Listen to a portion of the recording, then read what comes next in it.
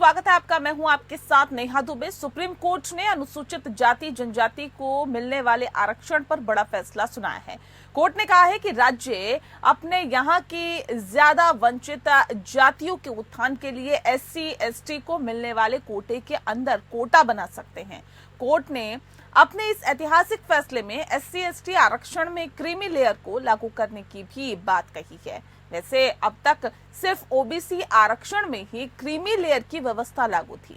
बता दें आपको कि सुप्रीम कोर्ट के फैसले पर सियासी नफा नुकसान की बात करें तो इस फैसले से विपक्ष बेहद खुश है।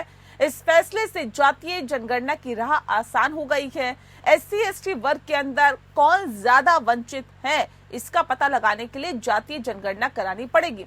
ऐसे में एक तरह से कोर्ट ने विपक्ष की मांग का समर्थन कर दिया। इस रिपोर्ट को देखें।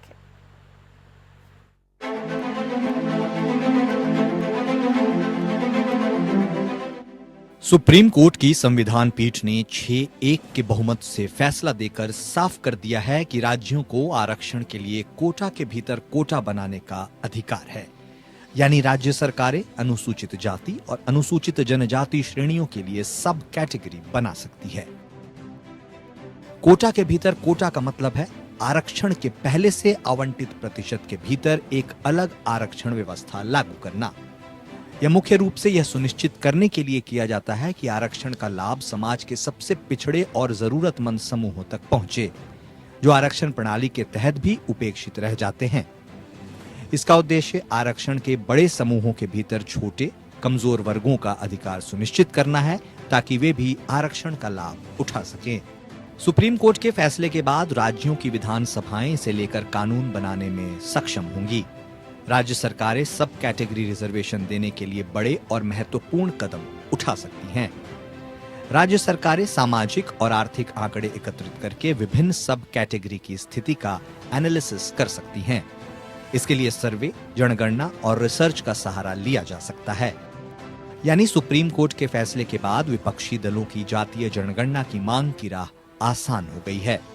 यही वजह है कि इस फैसले को विपक्षी दल अपनी जीत मान रहे हैं। वहीं इसी के साथ सुप्रीम कोर्ट ने 2004 के अपने पुराने फैसले को पलट दिया है। सुप्रीम कोर्ट के फैसले से साफ हो गया है कि राज्य सरकारें अनुसूचित जातियों और अनुसूचित जनजातियों में सब कैटेगरी बना सकती है, जिससे मूल और जरूरतमंद कैटेगरी को आरक्षण का ज्यादा फायदा मिल सकेगा। मामले की सुनवाई के दौरान जस्टिस BR गवई ने कहा, यह राज्य सरकार का कर्तव्य है कि वह अधिक पिछड़ी जातियों को तरजीह दे। उन्होंने कहा कि एससी एसटी समुदाय में भी केवल कुछ ही लोग आरक्षण का लाभ उठा रहे हैं। उन्होंने कहा कि एससी एसटी आरक्षण में भी क्रीमी लेयर पहचानी जाए, यानी जिन्हें एक बार रिजर्वेशन का फायदा मिल चुका है, उनको आरक्षण के दायरे से बाहर कर देना चाहिए।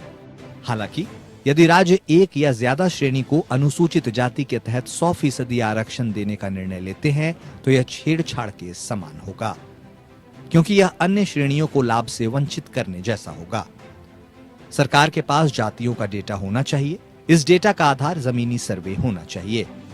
इसी आधार पर कोटे में कोटे वाली जाति का निर्धारण किया जाना चाहिए। Bureau report, APN।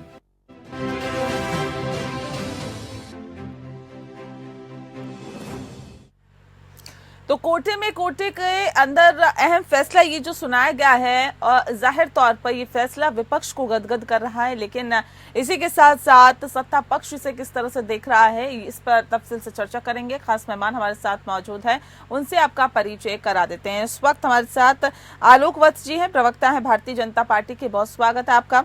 हमारे साथ गोपाल कृष्ण जी जुड़ गए हैं, प्रवक्ता है कांग्रेस पार्टी के, आपका बहुत स्वागत है। और भुवन भास्कर जोशी जी हमारे साथ जुड़ गए हैं, प्रवक्ता है समाजवादी पार्टी के, आपका भी बहुत स्वागत है। इस खास कार्यक्रम की शुरुआत जोशी जी आपके साथ करते हैं। जोशी जी, किस तरह से इसे देखते हैं? विपक्ष तो गदगद है, जो आप लोग मांग कर रहे थे, एक तरह से अब तो सुप्रीम कोर्ट ने भी मोहर लगा दी उस मांग पर। देखिए नेहा जी, हमारे नेता माननीय अखिलेश यादव जी ने शुरू से सामाजिक न्याय की बात कही है और जाति जनगणना की बात कही है, और आज जो माननीय सुप्रीम कोर्ट का जो फैसला आया है वो भी कहीं ना कहीं इसकी ओर पूर्णतः इशारा करता है, और हम इस निर्णय का स्वागत करते हैं। और हमें लगता है कि जो बहुत समय से जो मांग आ रही थी और जो निर्णय भी आया कि राज्य सरकारें अनुसूचित जातियों और जनजातियों में सब कैटेगरी बना सकती है, जिससे मूल और जरूरतमंद कैटेगरी को आरक्षण या ज्यादा फायदा मिल सकेगा। निश्चित तौर पर जो वहाँ की क्षेत्रीय मतलब राज्य सरकार के अंतर्गत जो मांग होती है उस मांग का भी समर्थन करने का काम माननीय सुप्रीम कोर्ट ने किया है और हम लोग बहुत इस फैसले का दिल की गहराइयों से स्वागत करते हैं और माननीय सुप्रीम कोर्ट का धन्यवाद भी प्रकट करना चाहते हैं। जी ठीक है। आलोक वत्स जी, देखिए आरक्षण में आरक्षण देने के लिए तो जातिगत जनगणना करानी पड़ेगी और ऐसे में क्या आप लोग तैयार है पूरी तरह से करवाने के लिए? भारतीय जनता पार्टी ने कभी इस बात के लिए मना नहीं किया है कि हम जातीय जनगणना नहीं कराएंगे। आने वाले समय में जातीय जनगणना भी होगी। एक बार डिलिमिटेशन की प्रक्रिया पूरी हो जाए फिर उसके बाद जातीय जनगणना पे आएंगे। और आज जो सुप्रीम कोर्ट ने फैसला दिया है हम भी उसका स्वागत करते हैं कि सही में जो वाकई में वंचित लोग हैं उन तक जानी चाहिए सारी सुविधाएं और अगर उसमें कैटेगराइज करके देने का प्रावधान आया है तो स्वागत योग्य कदम है। हम इसकी भूरी भूरी प्रशंसा करते हैं लेकिन जातिगत जनगणना से हम कभी दूर भागने वाले लोग नहीं। आपको बता दूं नहीं तो फिर करवाया भी तो नहीं। 10 साल आपकी सरकार हो गए, 10 साल से आपकी सरकार शासन कर रही है, ऐसे में जातिगत आधार के पर जनगणना कराने के लिए कब आप आगे बढ़े, कब आपने स्टेप उठाया? देखिए आपको मैं याद दिला दूं नेहा जी कि जब बिहार में जातिगत जनगणना हुई थी की शुरुआत हुई थी तो उस समय हम नीतीश जी के साथ सरकार में थे और जो मसौदा तैयार हुआ था और जो इसकी स्वीकृति मिली थी उसमें हमारे भी मंत्रियों के दस्तखत थे। उसके बाद खैर हम उनसे अलग हो गए लेकिन जो मसौदा तैयार हुआ था उस पर हमारे भी मंत्रीगण सुशील मोदी और अन्य लोगों के दस्तखत थे जिससे ये दर्शाता है जो थे नहीं थे वो एक अलग चीज है सर। केंद्र में आप हैं, पूरे देश में क्या जातिगत आधार पर जनगणना आप नहीं करा सकते या फिर डर इस बात का है कि जिसकी जितनी हिस्सेदारी उतनी उसकी भागीदारी उस पर आप लोग आ जाएंगे, जनता उसकी बात करने लगेगी, विपक्ष उसकी बात करने लगेगा? समय आने पर सब कुछ कराएंगे। हमने कहा हुआ है कि डिलिमिटेशन कंप्लीट होने के बाद फिर हम जातीय जनगणना पर जोर लगाएंगे। अब बिहार में इन्होंने जातिगत जनगणना कराई नीतीश कुमार जी ने, कितनी उंगलियां उठी कि इसमें कितनी त्रुटियां हैं। तो हम ऐसा त्रुटिपूर्ण जनगणना नहीं कराना चाहते हैं। हम जब जनगणना कराएंगे तो शुद्ध रूप से कराएंगे। ठीक है, और जो ठीक है गोपाल जी कह रहे हैं कि हम ऐसा कोई काम नहीं करना चाहते जिस पर सवाल उठे, लेकिन सवाल तो उस वक्त भी उठे थे जब आप लोगों की तरफ से जनगणना कराई गई थी जिसके आंकड़े अभी तक सार्वजनिक नहीं हुए। गोपाल जी क्या कहा आपने मैडम, फिर से एक बार जरा कहेंगे? गोपाल जी अभी आपने आलोक वत्स जी को सुना, वो कह रहे हैं कि हम करेंगे तो सिस्टमैटिक तरीके से करेंगे। अगर इस फैसले को लागू करने के लिए जातिगत आधार पर जनगणना कराने की जरूरत पड़ती है तो वो भी हम करेंगे, लेकिन होगा सिस्टमैटिक तरीके से ताकि उसमें कोई गलतियां ना हो, कोई त्रुटि ना हो। ये कह रहे हैं कि हम उस तरह से नहीं करेंगे जैसा कि आप लोगों ने किया था। उसके बाद ये कह देते हैं कि जी रिपोर्ट इसलिए सार्वजनिक नहीं हुई क्योंकि उसमें गलतियां थी। तो कह रहे हैं ऐसा कोई हम काम नहीं करेंगे, लेकिन आप लोगों ने तो ये काम किया है ना। करो ना, करके दिखाते क्यों नहीं है ये लोग सिर्फ बोलने की सरकार है भाजपा और नरेंद्र मोदी। हम बुलेट ट्रेन चलाएंगे लेकिन डेली साधारण ट्रेन का भी एक्सीडेंट हो रहा। अगर जातिगत आंकड़ा भारत की जनता की मांग है, भारत की जनता जानना चाह रही तो आपको क्या तकलीफ है भाई? जनता के हित में आप काम लीजिए। क्यों नहीं भारत सरकार का एक आंकड़ा होना चाहिए कि उस जगह पर क्या पॉपुलेशन है, उनकी इकोनॉमिक सिचुएशन क्या है, उनका एजुकेशन लेवल क्या है, हर तरह का जो एक आंकड़ा होता है वो होना चाहिए ना। उसके आधार पर फिर उस एरिया में फोकस किया जा सकेगा in terms of the development, in terms of the economic situation, in terms of the job and everywhere. ये लोग सिर्फ झूठ बोलते हैं भाई, सिर्फ मीडिया में बने रहने के लिए। इनके पास कोई काम नहीं है। इन्होंने बुलेट ट्रेन का वादा किया, चलिए ठीक है आप नतीजा देख रहे हैं डेली। नहीं बुलेट ट्रेन पे मत जाइए ना, जातिगत आधार पे जनगणना की आज हम बात कर रहे हैं, उसी पे रहिए। जो फैसला आया उसकी हम बात कर रहे हैं, आरक्षण में आरक्षण की बात कर रहे हैं। नहीं मुझे ये बताइए, देखिए आपने भी तो जनगणना कराई थी ना सर, उसके तो आंकड़े अभी तक सार्वजनिक नहीं हुए। आपकी सरकार थी उस वक्त भी सार्वजनिक नहीं। सरकार बदल गई, उसमें थोड़ा टाइम लग रहा था, उसमें सरकार बदल गई, ये कर लिए होते। वो सारा अब तो सेंटर इनके पास है ना। तो नहीं, फिर तो आप लोगों की तरफ से कहा गया ना कि उसमें त्रुटियां थी, उसमें गलतियां थी, कुछ मिसमैनेजमेंट हो गया। आप सुधार लीजिए गलतियां हैं तो, क्योंकि सरकार आपके पास मतलब गलतियां आप करके जाए, सुधारे दूसरे आकर। भैया गलतियां को क्या होता है, गलतियां इंप्रूवमेंट होता है, जिसको आप गलतियां कह रही हो। अगर हम नहीं कह रहे हैं, आप ही लोग कहते हैं सर। वो तो बोल रहे थे 2 करोड़ रोजगार, आज एक भी पता नहीं है।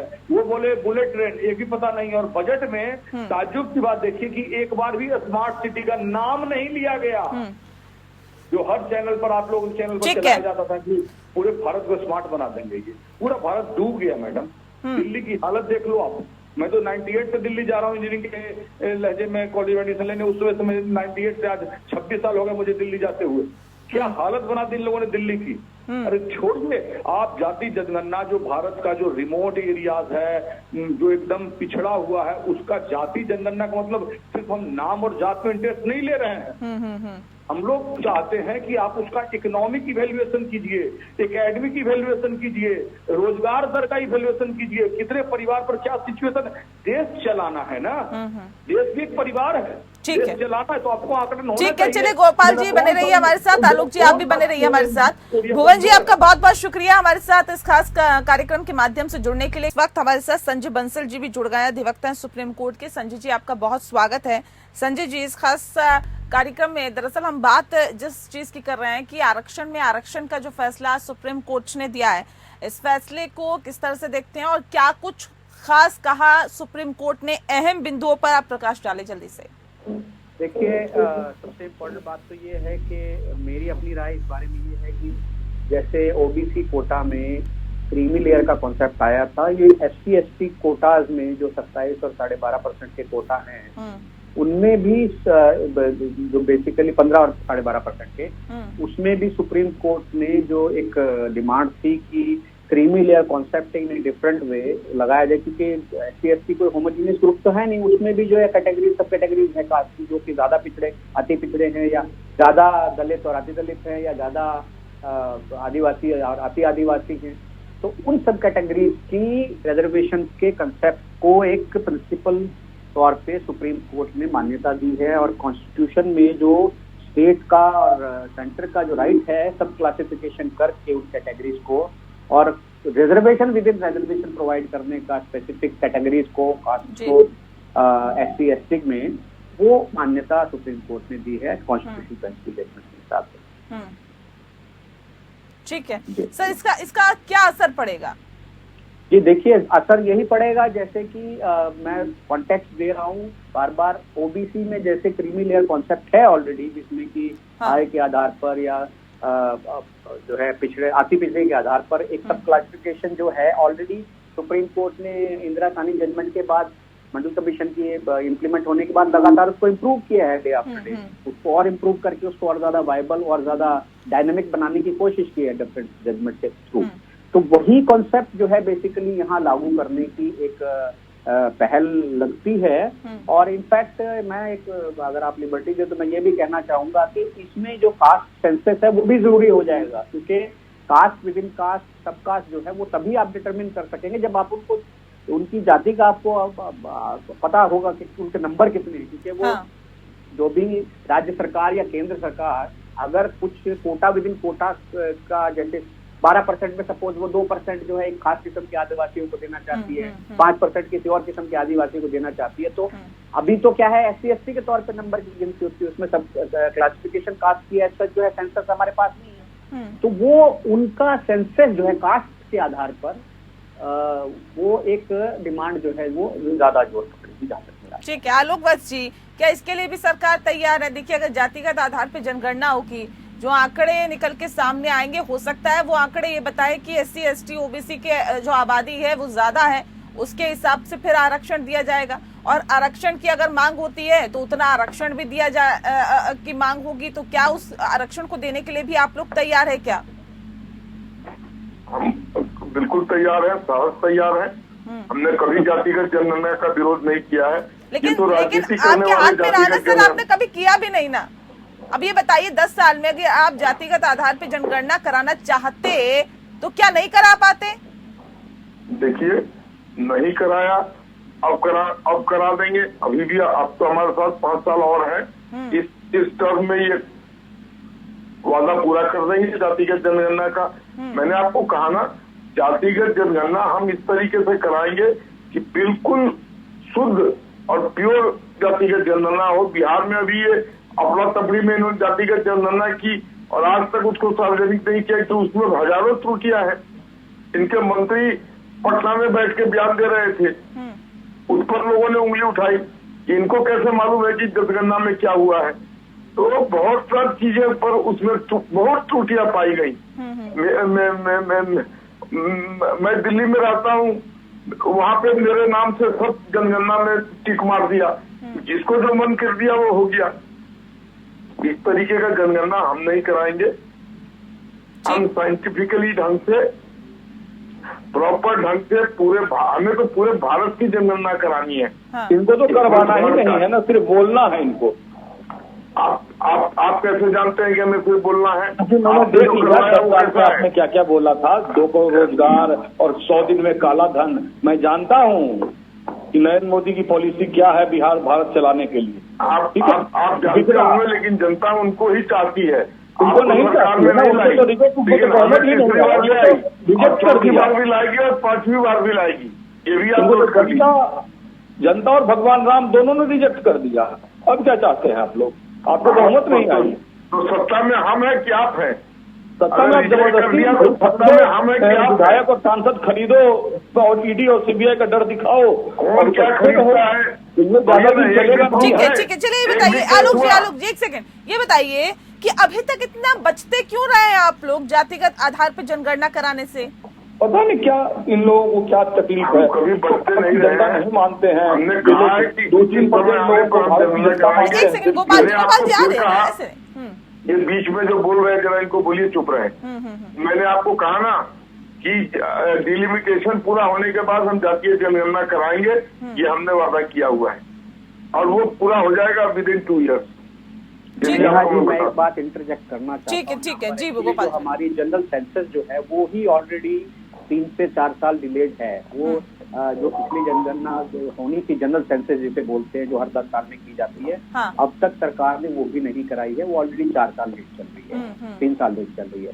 तो अब ये एक अच्छा मौका है, ये जजमेंट ने भी एस्टेब्लिश कर दिया है कि एक तो ये बात है कि ये प्रोग्रेसिव और प्रैग्मेटिक स्टेप है सब क्लासिफिकेशन। क्योंकि कई बार क्या होता है, जैसे आपने देखा होगा कि आदिवासी में भी कुछ ऐसी जात ऐसी जो है कास्ट हैं जो काफी फल फूल गई हैं पिछले 50 साल में 60 साल में, और वो जो उस पर्टिकुलर कैटेगरी का जो एससी कैटेगरी की जो रिजर्वेशन है मैक्सिमम वही अवेल करती हैं। आपको उसी जाति के लोग आपको जो है मिलेंगे का बेनिफिट लेते हुए।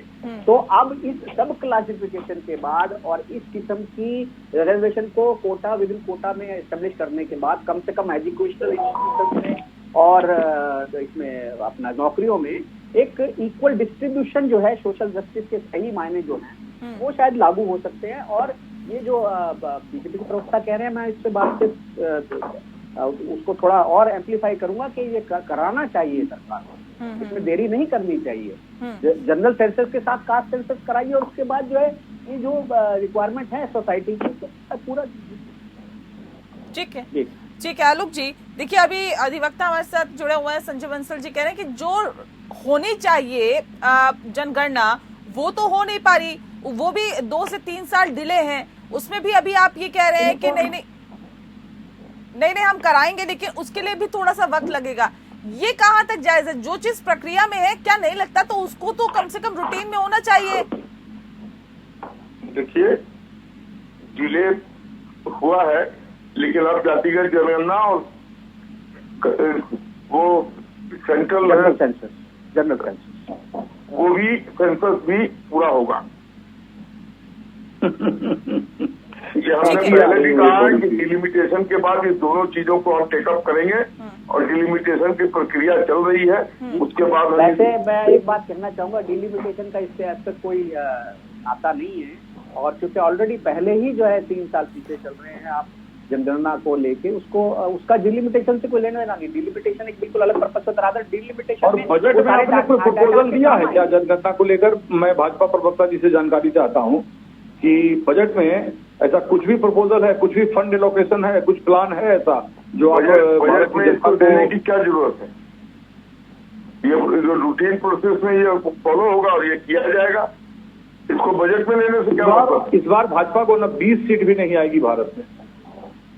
आप मुंगेरी लाल के हसीन सपने देखते रहिए, हमको 20 नहीं आएगी और हम आपको कह रहे हैं कि हम फिर राज करेंगे।